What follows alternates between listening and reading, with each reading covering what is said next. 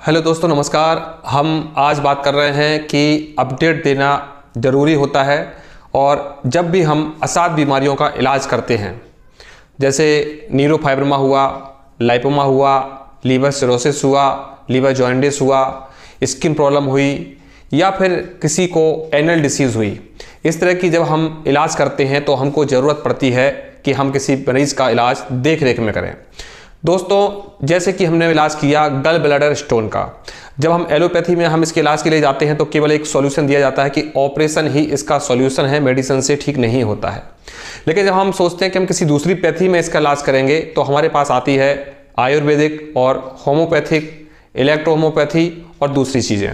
लेकिन दोस्तों, इन पैथियों में भी इसका इलाज आसान नहीं है कि आप आयुर्वेद में आओगे तो आपका गल ब्लैडर स्टोन ठीक हो जाएगा। पित्ते की पथरी का सही करना आसान बात नहीं होती है। लेकिन जब हम इसका इलाज अगर अच्छी तरह से देख रेख में करें तो हमको मरीज़ का सहयोग भी ज़रूरी होता है। हमने आपसे कहा कि आपको हर 2 दिन में अपनी डाइट का अपडेट देना पड़ेगा, क्योंकि जब भी हम गल ब्लैडर स्टोन का ट्रीटमेंट करते हैं तो हम पेशेंट को बोलते हैं कि आपकी हर 2 दिन में दवाइयों का डोज चेंज करना पड़ेगा।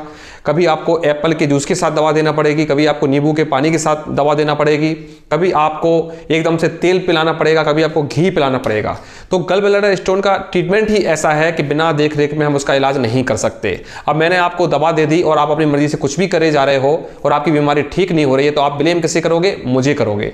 तो हम जब भी किसी का इलाज करते हैं तो हम पहले से लिखवा के लेते हैं कि आपको हर 2 दिन में अपडेट देना होगा, और अगर आप 2 दिन में अपडेट नहीं करते हैं तो हम आपका इलाज बंद कर देंगे और फिर आपसे दोबारा इलाज नहीं दिया जाएगा, आपको दोबारा इलाज नहीं दिया जाएगा।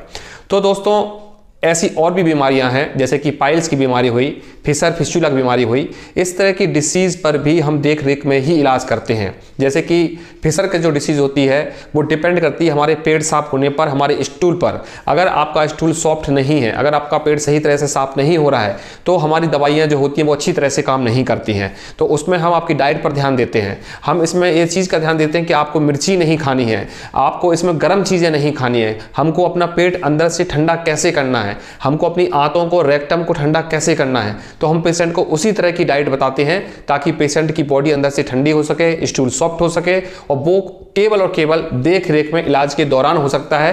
क्योंकि मैं अगर आपको दवा दे दूंगा और आप कुछ भी खाते रहोगे, आपको नहीं पता है क्या खाना है क्या नहीं खाना है, आपको कोई बताने वाला नहीं है, तो आप अपनी बीमारी को कभी ठीक नहीं कर पाओगे। फिर वो जो डॉक्टर आपसे बोलते हैं कि आपको ऑपरेशन करना पड़ेगा, तो फिर आप उसकी बातों में आके एनल का ऑपरेशन करवाएंगे, फिर ऑपरेशन कराने के बाद भी परेशान होंगे, क्योंकि ये प्रॉब्लम अंदर की प्रॉब्लम होती है।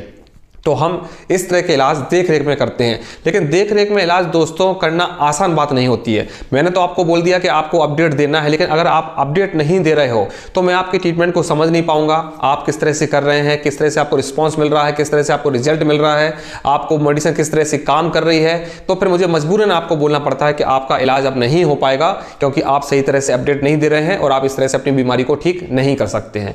जैसे कि न्यूरोफाइब्रोमा की बीमारी हुई, उसमें हम लोगों को बोल देते हैं कि आपको लहसुन, प्याज और मिर्ची और कोई भी फास्ट फूड बिल्कुल नहीं खाना है, आपको पर डे हमको डाइट का फोटो खींच के भेजना है। तो मुझे सभी न्यूरोफाइब्रोमा वाले अपनी फोटो खींच के भेजते हैं, और जो लोग भी फोटो खींच के नहीं भेजते उनको मैं वार्निंग देता हूं कि आपके लिए लास्ट वार्निंग है। अगर आप अपनी फोटो भेजेंगे डाइट का पर डे का, कि आप सुबह क्या खा रहे हैं, दोपहर को क्या खा रहे हैं, शाम को क्या खा रहे हैं, तभी आपका इलाज ठीक हो सकता है और आप न्यूरोफाइब्रोमा जैसी बीमारी को ठीक कर सकते हैं। जैसे कि जब हम लाइपोमा का इलाज करते हैं तो हम लाइपोमा के इलाज में हम बोलते हैं कि आपको हर 2 दिन में, हर 3 दिन में, हर सप्ताह में आपको अपडेट देना है, अपनी बॉडी की फोटो भेजना है। क्योंकि लाइपोमा में हमको देखना पड़ता है कि लाइपोमा कितना सॉफ्ट हो रहा है, बॉडी कितनी पतली हो रही है, कितनी मोटी हो रही है, कितनी स्किन पतली हो रही है, आपका डाइजेशन सिस्टम कैसा चल रहा है, आपकी डाइट कैसी चल रही है, आपकी नींद कैसी चल रही है, और आपके पेट में कोई प्रॉब्लम तो नहीं चल रही है। तो ये सारी चीज़ जब हम देखते हैं तभी हम आपकी दवा का डोज निर्धारित करते हैं, आपकी दवा का डोज निर्धारित करते हैं, आपकी डाइट का जो डोज रहता है, जो डाइट कम है या ज़्यादा है, वो भी निर्धारित की जाती है। तो बिना देख रेख में इस तरह की बीमारियों का इलाज नहीं होता है दोस्तों। ये बुखार सर्दी नहीं है कि मैंने आपको एंटी एलर्जी और आपको एंटीबायोटिक दे दिया और आप अपनी सर्दी जुकाम आपका ठीक हो ही जाएगा। लेकिन दोस्तों, ये असाध बीमारियों का इलाज मेडिकल साइंस जब आपको मना कर रही है कि ये बिना ऑपरेशन से ठीक नहीं होगा या इसका कोई इलाज नहीं है, तो आप समझिए कि इस तरह की बीमारी को ठीक करना आसान बात नहीं है। इस बीमारी में आपको बिल्कुल जूझना पड़ेगा, आपको बिल्कुल अपना कंसंट्रेट करना पड़ेगा और मेरे हिसाब से आपको चलना पड़ेगा, तब आप इस तरह की बीमारी को ठीक कर सकते हो। और जब भी आप इस तरह की बीमारियों में ठीक करते हैं तो मैं बार बार बोलता हूं कि आप मेरे उस बीमारी से रिलेटेड वीडियो देखिए और समझिए। कल कल की बात है, एक मोहतरमा कमेंट करके डाल रही थी कि लोगों को क्यों मिसगाइड कर रहे हो, लाइपोमा और न्यूरोफाइब्रोमा अलग अलग चीज होती है। तो उस मोहतरमा को ये नहीं पता है कि मैं ये टॉपिक कितने साल पहले बता चुका हूं कि लाइपोमा अलग होता है, न्यूरोफाइब्रोमा अलग होता है। आप लोग लाइपोमा वाली डाइट ना किया करें, न्यूरोफाइब्रोमा की डाइट अलग होती है, लाइपोमा की डाइट अलग होती है, लाइपोमा अलग होता है, न्यूरोफाइब्रोमा अलग होता है, दोनों ही डिफरेंट चीज है। आपको बिल्कुल नहीं समझना है। लाइपोमा की दवा न्यूरोफाइब्रोमा में नुकसान करती है, इसलिए न्यूरोफाइब्रोमा वाली लाइपोमा की दवा ना लें। तो ऐसी भी चीजें होती हैं, जो लोग पूरी जानकारी नहीं है वो बकवास करते हैं, फालतू की बातें करते हैं, हमको ज्ञान बांटते हैं और फालतू का दिमाग को खराब करते हैं, ताकि आदमी बिल्कुल कुछ ना कर पाए। वो अपने आप को एक वीडियो देख लेंगे और फिर अब अपना ज्ञान बांटने लग जाएंगे। तो हम दुनिया को नहीं समझा सकते। आप मेरे पास आए हो, मैं केवल आप पे कंसंट्रेट करना चाहता हूं कि इसीलिए मैं इलाज देने के लिए 10 बार सोचता हूं कि इस व्यक्ति को मैं इलाज दूं या ना दूं। बहुत से लोग तो ना इलाज देने के लिए भी हमको ज्ञान देने लगते हैं कि आप एक डॉक्टर हो, आप ऐसा कर रहे हो, आप इलाज नहीं दे रहे हो, लेकिन उनको नहीं पता है कि दुनिया में इलाज करके आप देखिए, उसके बाद ही हमारे पास आइए। मेरा ये रूल है, क्योंकि आप जब फर्स्ट टाइम आओगे मेरे पास तो आपको समझ में नहीं आएगा आप क्या परहेज होते हैं, क्या डाइट होती है, क्योंकि दुनिया में ऐसे कोई नहीं करवाता है इलाज। इसलिए जब तक आप दुनिया नहीं घूमोगे, कुछ ठोकर नहीं खाओगे, तब आप नहीं समझोगे कि बीमारी को ठीक कर सकते हैं कि नहीं कर सकते हैं। और मैं चाहता हूं कि जब आप मेरे पास आएँ तो मेरे पास ठीक होकर जाएं। इसलिए मेरे तरफ से पहली बार यही बोला जाता है कि आप दुनिया के सभी ट्रीटमेंट कर लें, सारे उपाय कर लें, सब चीज़ें कर लें, उसके बाद ही फिर मेरे अकॉर्डिंग करने के लिए मेरे पास आएँ और मेरे हिसाब से चलें और अपनी बीमारी को ठीक करें।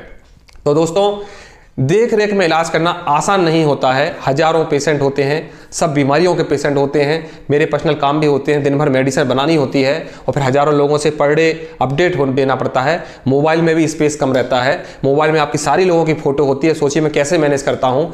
पर डे की डाइट देखनी होती है, पर डे की डाइट आप गलत कर रहे हैं कि सही कर रहे हैं, ऐसा नहीं है कि कुछ भी बोल दूंगा। आपका पूरा देखना पड़ता है, रिकॉर्ड आपको क्या बताया गया है वो देखना पड़ता है, फिर जाके आपको रिप्लाई करना पड़ता है। कौन डॉक्टर ऐसा इलाज करता है इस दुनिया में, आप बताइए, कि आपको केवल दवा का पैसा लेता है और पूरा आपको पर डे कंसंट्रेट करता है। आप किसी डॉक्टर से बात करके देखिए, एक बार क्लिनिक से आप बाहर निकलिए, उसके फिर दोबारा उसको कॉल लगा के देखिएगा वो आपसे बात करता है कि नहीं करता है। तो दोस्तों, अगर आपको इतना वैल्यूएबल चीज मिल रही है तो उसका सही प्रयोग करें, सदप्रयोग करें। आपसे जो पूछा जाता है वो सही तरह से बताएं। अगर आपको अपडेट देने के लिए पूछा जाता है तो अपडेट दिया करें। आप अपनी बीमारी को ठीक करना चाहते हैं तो जैसा जैसा मैं बताता हूं वैसा करें, क्योंकि बिना आपके सहयोग के मैं भी कुछ नहीं कर पाऊंगा। अगर मैं अपनी अच्छी बीमारियों को ठीक करके आप लोगों को शो करता हूं, लोगों की चैटिंग डालता रहता हूं, लोगों की वीडियो डालता रहता हूं, तो उसमें कोऑपरेशन आपका ही है। आप मेरे हिसाब से किए हो, आप मेरे हिसाब से चले हो, तब जाके आप अपनी बीमारी को ठीक कर पाए हो। तो दूसरे लोगों को भी यही बोलूंगा मैं कि थोड़ा सा कोऑपरेट किया करो। अगर आपको बोला जाता है तो दिया करो अपडेट, और अगर रिप्लाई तुरंत नहीं मिल पाता है, क्योंकि मैं 1 घंटे बाद 2 घंटे बाद आपको रिप्लाई देता ही हूं, ऐसा कभी नहीं होता है कि आज का रिप्लाई आपको कल मिलेगा। आपको 1-2 घंटे बाद रिप्लाई मिल ही जाता है। अब कोई दवा अगर मैं बना रहा हूं तो उसको बीच में नहीं छोड़ सकता हूं, क्योंकि एक दिन में केवल मैं 1 या 2 पेशेंट को ही लेता हूं, इससे ज्यादा नहीं लेता हूं, क्योंकि एक दिन में एक ही पेशेंट की दवा बन पाती है, ज्यादा से ज्यादा 2 पेशेंट की दवा बन पाती है। अब बहुत से लोग बोलते हैं कि आप मार्केट में क्यों नहीं बेचते हो, ऐसे कोरियर से दवाइयां क्यों देते हो। तो भाई, एक ही दवा हर पेशेंट को नहीं दे सकते। अगर मान लो हम न्यूरोफाइब्रोमा की इलाज कर रहे हैं, लाइपोमा का इलाज कर रहे हैं, तो एक ही दवा हम सबको नहीं देते हैं। हर पेशेंट की अलग दवा बनती है, उसकी बॉडी के हिसाब से दवा बनती है। न्यूरोफाइब्रोमा हो या पाइल्स हो या लाइपोमा हो या लीवर की डिसीज हो, सबकी दवा अलग बनती है, सबकी बॉडी के हिसाब से बनती है। कितना पुराना है, कितनी पुरानी बीमारी है, कितनी हार्ड है। मान लो लाइपोमा की हम दवा बना रहे हैं तो लाइपोमा कितना हार्ड है, कितना पुराना है, आपकी उम्र कितनी है, आपकी बॉडी कितनी सॉफ्ट है, कितनी मोटी है, कितनी पतली है, किन किन चीज़ों से प्रॉब्लम होती है, आपके पेट की कंडीशन क्या है, आपका डाइजेशन सिस्टम कैसा है, आपकी इम्यूनिटी पावर कैसी है, वो सारी चीज़ें देखकर आपकी बॉडी के हिसाब से दवा बनती है। एक ही दवा सबको नहीं दी जाती है। तो हम कैसे ब्रांडिंग करा सकते हैं? ऐसा थोड़ी ना होता है कि कचनार का हम पीस के और सबको कचनार बांटने लग गए और सोचोगे अब लाइपोमा ठीक हो जाएगा। तो दोस्तों, ऐसा तो आप कर चुके हो और मेरे पास करने के बाद ही आए हो। अगर ऐसा होता तो मुझे आपको इतना समझाने की जरूरत नहीं पड़ती। हम कचनार की पैकिंग कराते, ब्रांडिंग कराते और मार्केट में बेच रहे होते। अगर हमको ये सब करने की जरूरत पड़ रही है तो उसका कुछ कारण है। मेरे पास भी टाइम नहीं है। अपना हॉस्पिटल, अपनी फार्मेसी की दुकान छोड़कर आप लोगों के साथ लगा रहता हूं, केवल इसलिए कि आप ठीक हो, और आपको ठीक होने की जो खुशी मिलती है उससे मुझे खुशी मिलती है।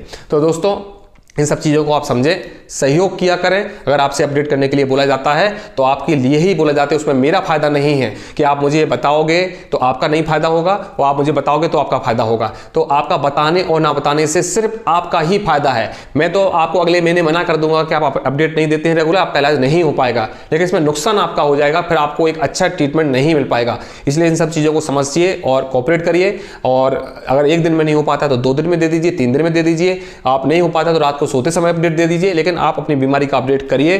और क्यों अपडेट जरूरी है, इन चीज़ों को समझिए, क्योंकि आप गलती कहाँ कर रहे हो वो रेगुलर अपडेट से ही मैं पकड़ूंगा और आपको बता पाऊंगा। तो थैंक यू दोस्तों।